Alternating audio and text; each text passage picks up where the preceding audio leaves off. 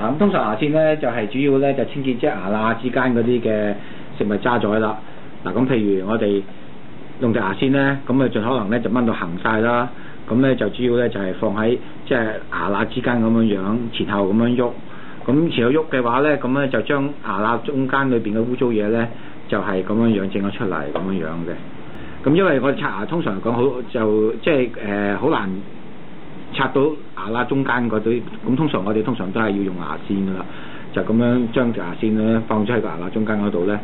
咁樣前後咁喐咁啦。多數同學咧都係刷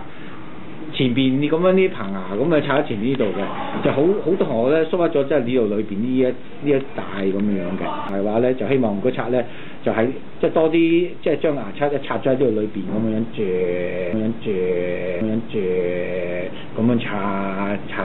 咁樣刷呢度咯，就唔係淨係外邊咁樣刷咁樣樣就即係變咗疏忽咗裏邊呢一度個位置咯，好容易就係。